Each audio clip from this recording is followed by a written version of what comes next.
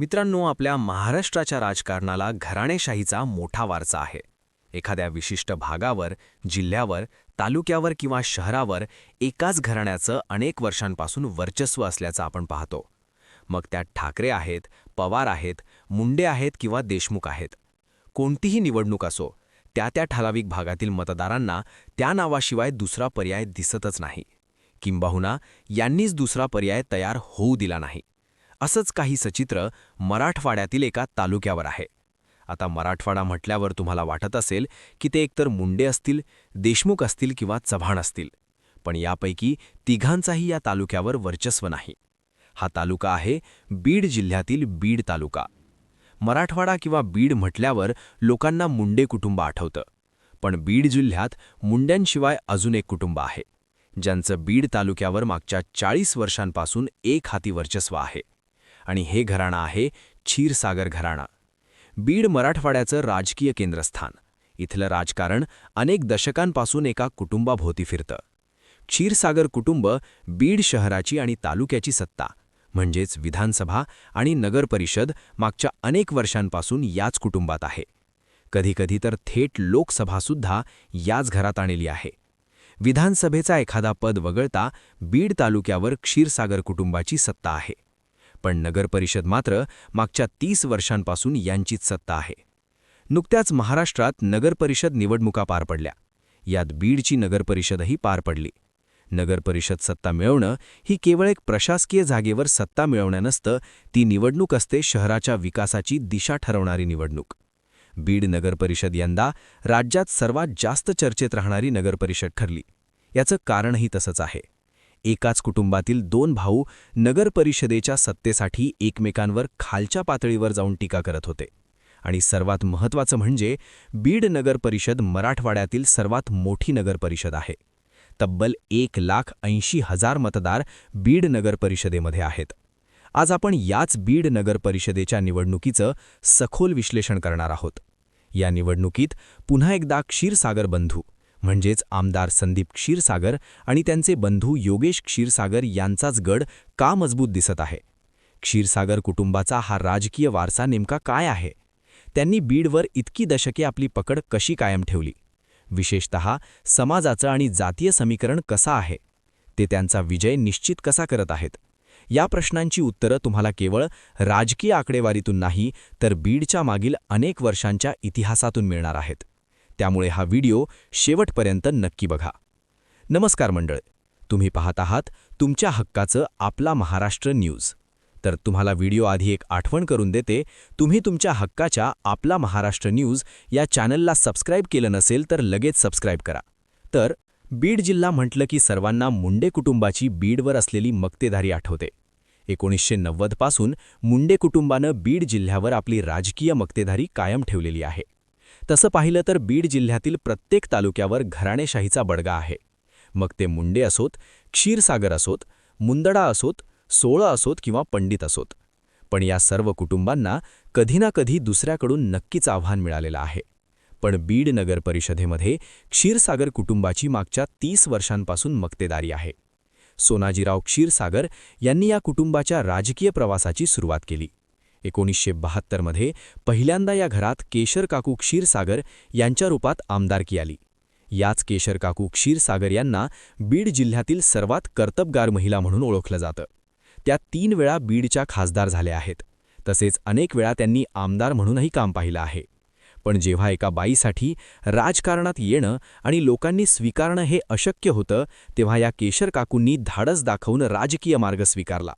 स्थानिक विकास, पायाभूत सुविधा, सहकार, शैक्षणिक आणि सामाजिक संस्था यांना त्यांनी प्रोत्साहन देण्यामध्ये महत्त्वाची भूमिका बजावली. मराठवाड्यात गोपीनाथ मुंडेंचा उदय होण्यापूर्वी केशरकाकू क्षीरसागर आणि त्यांच्या कुटुंबाचं बीडवर इतकं वजन होतं की त्यांच्याबद्दल अशी एक अफवा होती की केशरकाकू क्षीरसागर यांच्याकडे थेट पैसे छापायची मशीन आहे. त्यांना 4 मुलं आहेत: जयदत्त क्षीरसागर, रवींद्र क्षीरसागर, विठ्ठल क्षीरसागर आणि भारतभूषण क्षीरसागर. केशरकाकू क्षीरसागर यांच्यानंतर जयदत्त क्षीरसागर बीडचे आमदार झाले. त्यांच्यानंतर जयदत्त क्षीरसागर यांनी ही धुरा समर्थपणे सांभाळली. जयदत्त क्षीरसागर अनेक वर्ष बीडचं प्रतिनिधित्व केलं आहे. ते कॅबिनेट मंत्रीही राहिले आहेत. त्यांनी बीड नगर परिषदेवर अनेक वेळा निर्विवाद सत्ता मिळवली. जयदत्त क्षीरसागर आमदार असायचे तर त्यांचे छोटे बंधू भारतभूषण क्षीरसागर बीडचे नगराध्यक्ष असायचे. भारतभूषण क्षीरसागर मागच्या 30 वर्षांपासून बीडचे नगराध्यक्ष आहेत. क्षीरसागर कुटुंब कायम एकत्र राहून काम करायचं.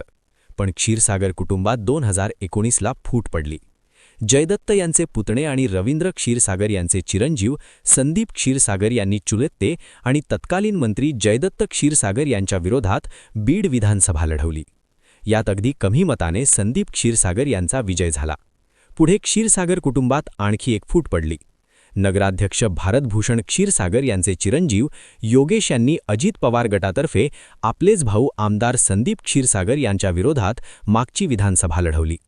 शरद पवार गटातर्फे निवडणूक लढवताना संदीप क्षीरसागर यांनी पुन्हा एकदा कमी फरकाने विजय मिळवला. पुढे नगर परिषद निवडणुकीच्या तोंडावर योगेश क्षीरसागर यांनी भाजपात प्रवेश केला. भाजपात प्रवेश करताना त्यांनी गेवरायाचे अजित पवार गटाचे आमदार विजयसिंह पंडित आणि त्यांचे भाऊ अमरसिंह पंडित यांच्यावर आपल्याला पक्षात डावल्याचे आरोप केले आहेत. पण हा प्रवेश नगरपालिकेच्या तोंडावर झाल्याने अजित पवार गटाला बीड तालुक्यात सर्वात मोठा धक्का बसला होता. बीड नगरपालिकेचे सर्व सूत्र अजित पवारांनी अमरसिंह पंडित आणि विजयसिंह पंडित यांना दिली होती. पण जेव्हापासून पंडितांनी बीड नगरपालिकेची अजित पवार सूत्र हातात घेतली होती, अगदी तेव्हापासूनच योगेश क्षीरसागर आणि पंडित बंधू यांच्यामध्ये खटके उडायला सुरुवात झाली होती. तसेच पंडित योगेश यांच्या गटाचे उमेदवार देण्यास नकार देत होते. भारतभूषण क्षीरसागर म्हणजेच योगेश यांचे वडील मागच्या 30 वर्षांपासून बीडचे नगराध्यक्ष आहेत. आपले समर्थक डावल्याने योगेश क्षीरसागर यांनी भाजपात प्रवेश केला. बीड नगर परिषदेत यांना शरद पवार गटाकडून आमदार संदीप क्षीरसागर यांचा पॅनल, भाजप व पंकजा मुंडेकडून योगेश क्षीरसागर यांचा पॅनल, अजित पवार गटाचा पॅनल तर असदुद्दीन ओवैसी यांच्या MIM या पक्षाचा पॅनल आणि स्थानिक आघाड्या अशी लढत रंगली होती. बीड नगर परिषदेत मुस्लिम समाजाचं सर्वाधिक 60,000 मतदार आहे. मागच्या अनेक वर्षांपासून मुस्लिम समाजाने क्षीरसागर कुटुंबाला साथ दिलेली आहे. पण मागच्या नगर परिषद निवडणुकीत मुस्लिम समाजाने MIM या पक्षाला साथ दिली होती. यावेळेसही माजी खासदार इम्तियाज जलील यांनी बीडमध्ये सभा घेऊन मुस्लिम समाजाला भावनिक आवाहन केलं होतं. पण आमदार संदीप क्षीरसागर यांनी यावेळेस मुस्लिम समाजाचं मतदान मिळावं यासाठी मोठे प्रयत्न केले आहेत. मागच्या दोन्ही विधानसभा निवडणुकीपासून मुस्लिम समाजाने आमदार संदीप क्षीरसागर यांना मोठी साथ दिलेली आहे. त्यामुळे यावेळेस त्यांनी थेट मुस्लिम समाजातून नगराध्यक्षपदासाठी उमेदवार दिला होता. तसेच मागच्या विधानसभा निवडणुकीत त्यांचा विजय झाल्यावर त्यांच्यावर थेट हिरवा गुलाल पडला होता. त्यामुळे MIM पक्षाने जरी जोरदार प्रचार केला असला तरी आमदार संदीप क्षीरसागर यांनी मुस्लिम समाजाच्या मतांसाठी मोठा प्रचार केला आहे. तसेच संदीप क्षीरसागर यांना मराठा समाजाची मतंसुद्धा मोठ्या प्रमाणात मिळू शकतात. सगळे पक्ष मुस्लिम समाजाचं मतदान मिळवण्यासाठी प्रयत्न करत असताना भाजपने उघडपणे मुस्लिम समाजाचं मतदान नाकारल्याचं चित्र दिसलं. पुढे निवडणुकीत अजित पवारांनी बीडमध्ये सभा घेतली. पक्ष का तुमच्या काकांचा आहे का असं म्हणत योगेश क्षीरसागर यांच्यावर त्यांनी थेट टीका केली. पुढे अजित पवार गटाचे आमदार विजयसिंह पंडित यांनी योगेश क्षीरसागर यांच्यावर संपूर्ण निवडणुकीत टीका केली. विजयसिंह पंडितांनी मोठा जोर लावून प्रचार केला. पण बीडमध्ये कोणताही मोठा नेता नसल्याने विजयसिंह पंडितांना क्षीरसागर बंधूंविरोधात प्रचार करूनही हवा तेवढा प्रतिसाद नक्कीच मिळाला नाही. तर दुसरीकडे योगेश क्षीरसागर यांच्यासाठी थेट मुख्यमंत्री देवेंद्र फडणवीस यांनी बीडमध्ये सभा घेतली. तसेच मंत्री पंकजा मुंडे यांनी स्वतः या निवडणुकीत लक्ष दिल्याचं पाहायला मिळालं. मागच्या लोकसभेत पंकजा मुंडे बीड तालुक्यातून 60,000 मतांनी पिछाडीवर होत्या. त्यामुळे या पिछाडीला भरून काढण्यासाठी पंकजा मुंडेंनी बीडमध्ये मोठा प्रचार केल्याचं पाहायला मिळालं. तसेच मागच्या विधानसभेत योगेश क्षीरसागर यांचा फक्त 5,000 मतांनी पराभव झाला होता. त्यामुळे योगेश क्षीरसागरसारखा मोठा मोहरा गळाला लागल्यानं भाजपने प्रचारात मोठी उडी घेतल्याचं पाहायला मिळालं. MIM पक्षाने माजी खासदार इम्तियाज जलील यांची सभा घेऊन प्रचारात रंगत आणण्याचा प्रयत्न नक्कीच केला. पण थेट जनतेतून नगराध्यक्षपदाची निवडणूक असल्याने MIM पक्षाचा थेट नगराध्यक्ष निवडून येईल याची शक्यता जरा कमीच आहे. पण काही प्रमाणात त्यांचे नगरसेवक नक्कीच निवडून येऊ शकतात. संपूर्ण निवडणुकीत दोन्ही क्षीरसागर बंधूंमध्ये कमलेचा संघर्ष पाहायला मिळाला. पण महत्त्वाचं म्हणजे दोघांचे चुलते माजी मंत्री जयदत्त क्षीरसागर यांनी योगेश यांना या निवडणुकीत पाठिंबा दिला. देवेंद्र फडणवीस यांच्या बीडमधील सभेपूर्वी जयदत्त क्षीरसागर यांनी त्यांची भेट घेतली होती. तसेच जयदत्त क्षीरसागर यांचेच कार्यकर्ते भाजप आणि योगेश क्षीरसागर यांचा प्रचार करताना दिसले. त्यामुळे प्रचाराच्या अखेरीस योगेश यांनी आघाडी घेतल्याचं पाहायला मिळालं. पण आमदार संदीप क्षीरसागर यांनी सुद्धा घराघरात जाऊन भेट दिल्याचं पाहायला मिळालं. तसेच मागच्या 30 वर्षांपासून भारत भूषण यांची सत्ता असल्यानं योगेश यांना मोठ्या रोषाचा सामना करावा लागला होता. पण असं असलं तरी निवडणूक दोन्ही क्षीरसागर बंधूंमध्ये झाल्याचं पाहायला मिळालं.